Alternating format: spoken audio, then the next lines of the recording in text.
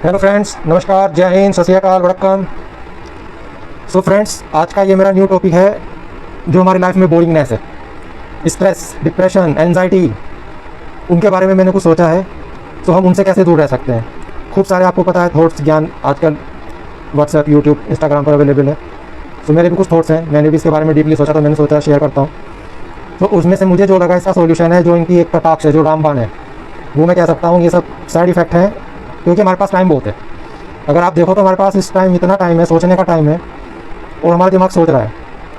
हमारा माइंड जो है थिंकिंग लूप में फंस चुका है, सोच रहा है, परेशान हो रहा है। तो उसका जो रामबाण इलाज मुझे लगा वो है एक्टिविटीज़। हमें अपनी लाइफ के अंदर इतनी ज़्यादा एक्टिविटीज़ इंक्लूड कर लेनी चाहिए कि सुबह से लेकर शाम तक हमें पता ही ना चले कि दिन कैसे निकल गया। ए के बाद बी एक्टिविटी, बी के बाद सी एक्टिविटी, सी के बाद डी एक्टिविटी।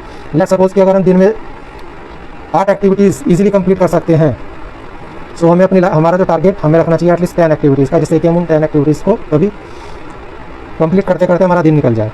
और एक्टिविटी ऐसा नहीं है बोरिंगनेस वाली, कुछ भी creativity, anything what we can do for ourself, we want to do, जिसमें कि हमारे जो माइंड के अंदर डोपामाइन्स, जिसे कहते हैं खुशी वाले हार्मोन्स, हंसने वाले, रिलैक्सिंग वाले हार्मोन्स, वो रिलीज़ हो सके। इससे हमारे क्या क्या फ़ायदे होंगे। सबसे पहले मैं फ़ायदों की बात कर लेता हूँ। हमारा दिन ईजिली कट जाएगा, हमारे पास टाइम नहीं होगा सोचने का, तो हम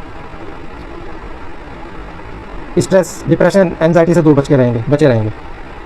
फ़ोन कंजप्शन हमारा सिर्फ नेसेसरी यूज़ के लिए होगा। लेट्स सपोज किसी एक्टिविटीज़ के लिए मुझे कुछ लर्निंग करनी है, तो उसके लिए मैं फ़ोन का यूज़ करूँगा। ये इंस्टाग्राम, व्हाट्सअप, इनसे मैं बच के अपना ऑटोमेटिकली दूर हो जाऊँगा। सेकंड थिंग, जब मैं एक्टिविटीज़ में इन्वॉल्व होऊंगा, लेट्स सपोज कि मैंने टारगेट लिया, मैं सुबह में जॉगिंग जाता हूँ, जिम जाता हूँ, एक एक्टिविटी है, तो एटलीस्ट मेरी हेल्थ भी इंप्रूव हो रही है। उसके बाद दूसरी एक्टिविटी है, मुझे कुछ क्रिएट करना है, क्राफ्ट करना है छोटा मोटा, या मुझे एक छोटा मोटा यूट्यूब वीडियो बनाना है, क्रिएटिविटी है। At least I am giving time to myself, मैं अपने आप को टाइम दे रहा हूँ। It is I think far better than I am giving time to WhatsApp, Instagram and looking into the other windows. दूसरों के घर में झाँकने से अच्छा है मैं अपनी लाइफ में झाँकूँ, मेरी लाइफ को मैं कैसे इंप्रूव कर सकता हूँ। सोशल नेटवर्किंग इंप्रूव होगी। लेट्स सपोज मैं जिम जाता हूँ, या मैं छोटे छोटे बच्चों को कहीं पढ़ा रहा हूँ, या किसी NGO से, अच्छे NGO से, आजकल तो NGO का नाम भी काफ़ी बदनाम हो चुका है, के थ्रू या किसी भी माध्यम से छोटे छोटे बच्चों को स्कूल्स में पढ़ा रहा हूँ, वहाँ पर जा रहा हूँ।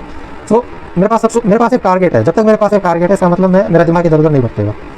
सो उसके बाद आपका एक स्मॉल मार्केट डेवलप होगा as a country level. Let's suppose कि मैं जिम जा रहा हूँ, तो जिम्स ओपन होंगे, मैं अकेला नहीं जा रहा हूँ ना, लेट्स सपोज सब लोग जा रहे हैं। या लेट्स सपोज मैं जॉगिंग पर जा रहा हूँ, तो मैं जॉगिंग शूज़ खरीद रहा हूँ, या मैं कुछ क्राफ्ट कर रहा हूँ, मैं छोटी छोटी चीज़ें। अब मुझे कुछ क्राफ्ट करना है, तो उसके लिए मुझे छोटे छोटे टूल्स की जरूरत होगी ना, रिक्वायरमेंट होगी। उसके लिए छोटी छोटी इंडस्ट्रीज डेवलप होंगी, रिक्वायरमेंट से ही इंडस्ट्रीज डेवलप होगी। सेकंड थिंग, हम अपने आप को और अपने बच्चों को, जो फिजूल की इमेजिनेशंस है जो हमारे दिमाग में व्हाट्सएप के ज़रिए आ रही है, ये जो नई नई अजीब सी वेब सीरीज़ आ रही है टीवी के माध्यम से, डिजिटल मीडिया के माध्यम से, जो हॉलीवुड मूवीज़ आ रही है, जो अजीब सी इमेजिनेशन है, कोई ग्राउंड रियलिटी से कोई लेना देना नहीं है, उनसे हमारे बच्चे बच पाएंगे। आपके आसपास कहीं पर भी कोई गेम इवेंट होता है, जाकर देखिए या पार्टिसिपेट कीजिए, मुझे भी करना चाहिए। तो जितनी ज़्यादा, मेरा कहना है कि जितनी ज़्यादा हम अपनी लाइफ में एक्टिविटीज़ इन्वॉल्व करेंगे, I think activities only can save us from this kind of unnecessary stress, depression, boredom, and specially from the only one source of truth, that is the phone and digital, OTT, YouTube, this digital media. So इनसे हमें अपने आपको बचाकर रहना है जितना हो सकता है। क्योंकि मैं देख रहा हूँ कि अगर नेगेटिव चीज़ों को, नेगेटिव जो कंज्यूम कर रहे हैं डाटा, वो तो है ही इंजीनियस टू हेल्थ। उसके अलावा मैं देख रहा हूँ जो बच्चे नेगेटिव डाटा नहीं भी कंज्यूम कर रहे, पॉजिटिव डाटा कंज्यूम कर रहे हैं नेट से, वो भी इतना ज़्यादा कंज्यूम कर रहे हैं कि वो भी I think is not good for their health.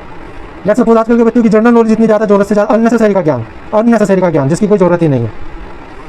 सो मुझे लग रहा है लॉन्ग टर्म में वो उनको नुकसान करेगा। तो जितना वो कहते हैं ना कि अगर मेरी एज के हिसाब से मुझे 3 रोटी खानी चाहिए, या कोई ऐसी चीज़, या लेट्स सपोज पनीर हेल्थ के लिए अच्छा होता है, लेकिन जो जितना मेरी बॉडी की रिक्वायरमेंट के अकॉर्डिंग सही है उतना ही खाना चाहिए। उससे ज़्यादा मैं खाऊंगा, कंज्यूम करूंगा, तो that will be injurious to my health. Same thing I want to say, जो बच्चे नेगेटिव की तो बात ही छोड़ दो, वो तो वर्स्ट केस है। मैं कह रहा हूँ जो बच्चे पॉजिटिव डाटा भी कंज्यूम कर रहे हैं, वो इतना ज़्यादा कर रहे हैं कि I think that is not good for their health. So it is my humble request to everyone, please convey this message, maybe not through my videos, through your own thoughts, कि बच्चों को जितना ज़्यादा schools में या घर पर अपने आप से एक्टिविटीज़ में इन्वॉल्व किया जा सके, उनका दिमाग एक क्रिएटिव एक्टिविटीज़ में इन्वॉल्व किया जा सके, सिंगिंग, म्यूज़िक, डांसिंग।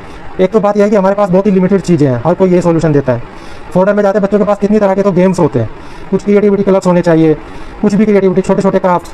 आप वहाँ पर कॉमन जाकर बच्चे टूल्स मेंबरशिप लें, क्राफ्ट्स करें, कुछ भी अपने घर आ जाएँ। कुछ भी ऐसा हो कि बच्चे ज़्यादा से ज़्यादा एक्टिविटीज़ में इन्वॉल्व हो। सो इन बातों के साथ मैं अपना आज का वीडियो खत्म करता हूँ। नमस्कार, धन्यवाद, जय हिंद।